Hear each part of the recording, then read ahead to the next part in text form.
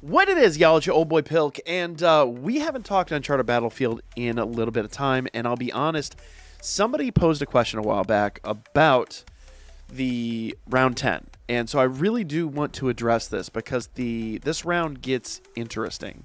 So let's go ahead and go to take on. Now, I have always tried to do this with a singular unit. Now, you can kind of see here what I'm doing with this team, but that's not the team we're using. If you remember back to our prior run, we used Finn and Aisha, and I think that is absolutely like the perfect situation there. Like, you really do want to use those units in that situation.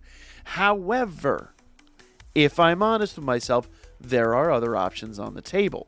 Now, me personally, my goal here is to do this with a singular unit that is not time limited. I have failed at that mission, but I will show you what I did today, guys. So let's go up here and let's talk unit selection. We'll go ahead and filter all this down. There we go. These are all of the purple units that we have currently in the game.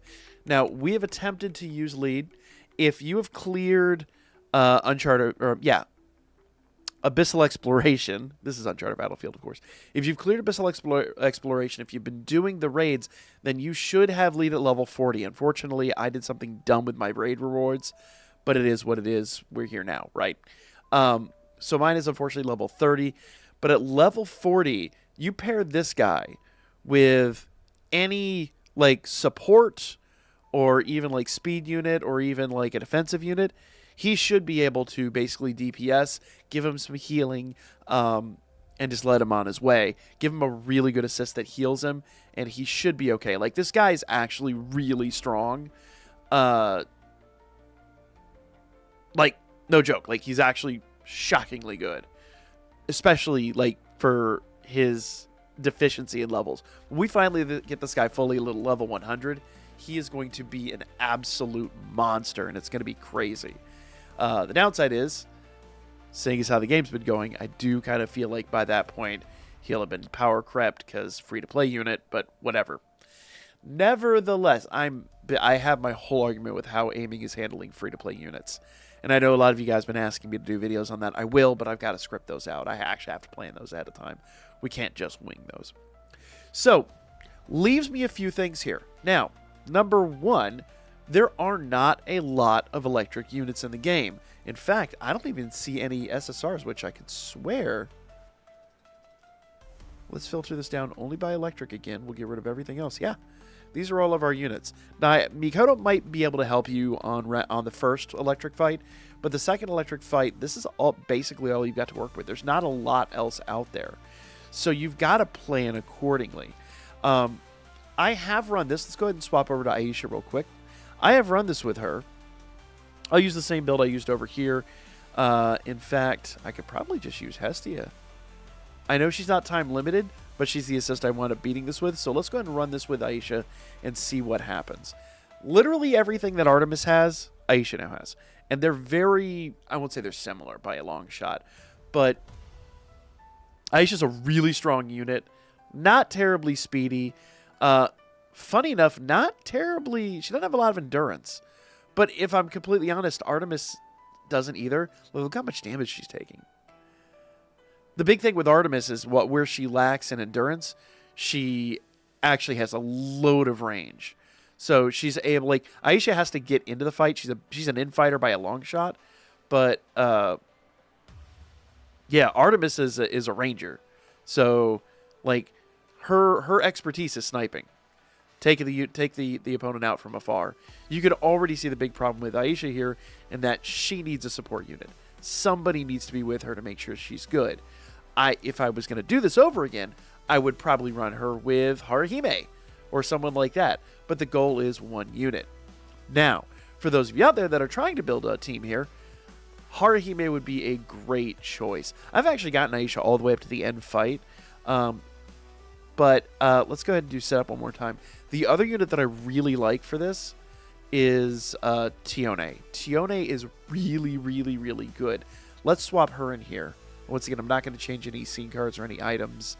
To kind of cover the scene cards that I'm using, they are specified for Artemis. But we do have a strength buff. We do have an electric damage buff, and we do have an endurance buff. So we're pretty good. Like, they're not the best buffs in history. Also, for items, I'm just using a shield here because so many units need shields. Now, if I'm honest, if I was really truly going to be running this with Tione, I would get rid of the endurance buff, and I would get rid of the shield item. I'd throw something else on her. But I just want to show you, like, the difference in a unit with a lot of endurance, but not an insane amount of strength. Like, she's strong, don't get me wrong, but she's not fast, and she's more rugged than anything. So when you're trying to run this, you kind of do need to balance your team out. You need someone that's defensive, that can be the infighter. You need somebody that can be the attacker, but you also need somebody that can support that attacker. While Tione is going to be really good, unfortunately, she's just going to cost herself in sheer time. She can't beat this fast enough, so she would need some help. Now, the combo of her and Aisha would actually be, or Aisha, I'm sorry, I always butcher her name, but it is what it is. The combo here would be really substantial, and I do mean really substantial. So what you want to do is you want to kind of plan these out. You want to run these accordingly. Go, girl. There you go.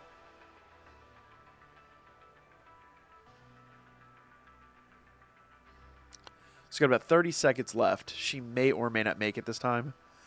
Because once again, I would take the endurance buff and put a strength buff on her instead. So I think she's going to run out of steam here. I think she's just going to be too slow. And yeah. So she didn't quite get to the end match. Close. But we just ran out of steam. So swapping this out, and once again, I know I was running the time limited Hestia there, and the goal is not to use time limited units. But watch the sheer difference. Same exact build, same everything. She's a ranged attacker. I've changed literally nothing else. Auto setting for her is going to be to strong enemy priority, and the only reason for that is when you get to the baby dragon, he spawns those like little units that kind of surround you all the time, and they're more nuisance and more distraction than much of anything else. So having her set to strong enemy priority, she will prioritize, as you can see here, she's prioritizing the giant orcs. She's going to prioritize the strongest unit on the field. Take them out, the little guys tend to fall pretty fast. Especially when they kind of clump up around her and she uses like a big AoE attack or something. Yeah. This is the difference between a ranged unit with a ton of strength. Ooh, she's getting cornered. That's not good. See, she does take a lot of damage, but the difference is that range. The ability, like literally with her skill 1, able to get in, do some attacks, and get out quickly is just the difference between her and Aisha. It's crazy. And like, notice that there's no question. She's going to be able to beat this. Now, in fairness, she's time limited. She's a little bit stronger. And once again, she doesn't need the endurance because she's just a ranged unit. There we go. Now, if she would stop standing in the fire, that would be my favorite. There we go. And the nice part is with her prioritizing the strong enemy, she... girl, get inside. So I love that she's just standing in the fire and waiting for him to unleash like a ranged attack and just standing in the red zone. It's my favorite. The AI in this game is just so dumb sometimes. There we go. At least she's not letting him charge that attack. That's the good news. Also, I'll show you the build on my Artemis. She's not impressive. My Artemis build is absolutely not impressive whatsoever. She's just got what I was able to give her at the time. And I really haven't done many upgrades because she kind of doesn't need it, with the exception of in Battle Arena when you're doing like a PvP type situation. So for those of you guys that were asking me to help you build a purple unit, we'll do this for the last 3. I think the last 3 are all going to be just slobber knockers. And you've already kind of seen... What? Oh, that's not good. That was a time thing. Maybe we take the endurance buff off, give her a strength buff. She's done it, though. She did clear this. I'm a little shocked she didn't clear it so soundly this time. But she has cleared this, so I'm not overly concerned with, what's going on here. So, one more time. Let's go through the paces here. Shouldn't take too long. As I said, she handles all this pretty effectively.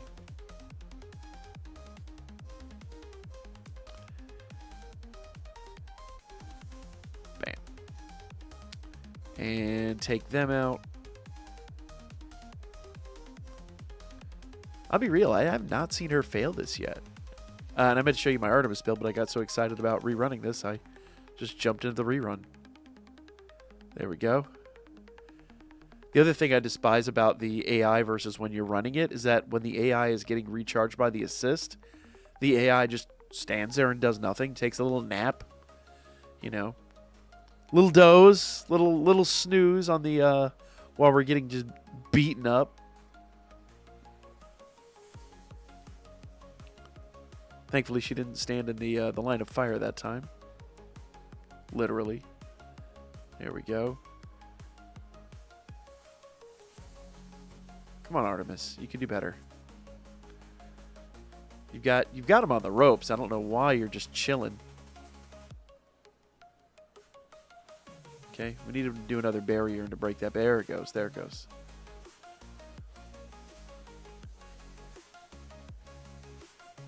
Yeah. This is more like it. This is what I expect to see out of her. So it's just it's a distinct difference in units. So if you've got Artemis, great. If you don't, you do still have options. 100%. Like, come on, girl. Break him down. There you go. Perfect. That's what we expect to see. But it's still close. But at least we did it with one unit, right? And as I always say, if I can do it with one unit, you can do it with 3. So build those teams accordingly. Get yourself like one really good attacker, one really good defender, and a support unit. Let the defender kind of like set your defender to probably to the attack role. Strange as that is, we go back in here. Oh, we're back to round 11. We'll talk about that tomorrow. So set one person to the attack role, one person to the recovery role, and I would probably set the defender to strong enemy priority, because then the defender is going to go in and do all that crazy stuff. If your attacker isn't ranged, you can just set them to attack role, let them take out the peons, while your tank takes most of the damage from the big guys. But as I said, this is not an impressive build. Let's check it out. So here's my Artemis build, and as I said, she's not impressive. She's A0. Level 80, like I haven't even upgraded her to level 90 because I don't have the stuff to do it, and I put it all into the Bell, the anniversary Bell. Skill levels are level 10, that's really nice, but her ability board, prepare yourself, it's okay, it's not the worst. It could be a lot worse. It could be a lot worse. But, if I'm honest with myself, it's not where I would normally have Artemis. Like, if I had more of these items, I 100% would have her a lot higher. But, it is what it is. She hasn't even touched board 2. So, it's not an impressive build. It's not a danky build by any stretch. It's not like, she's not a slouch. But she's definitely not what you would kind of expect out of Artemis. And, her numbers are year-old unit numbers. She's just that darn good. So if you have her, great. If you don't, like I said, your options here are not plentiful, but they will work. If I was going to do this, I would honestly probably use her, and her with some really good recovery assists. I think recovery is going to be your biggest thing. And then load these two down with strength cards and her down with endurance and healing cards. That's going to be your best bet. And that's going to be a solid build. And then just keep Finn for the first fight. I think Aisha is slightly better than Finn. Maybe that's a hot take. I don't know. Anyway, that is in depth on round 10. We'll go do round 11 in depth tomorrow. Like, comment, share. See you then.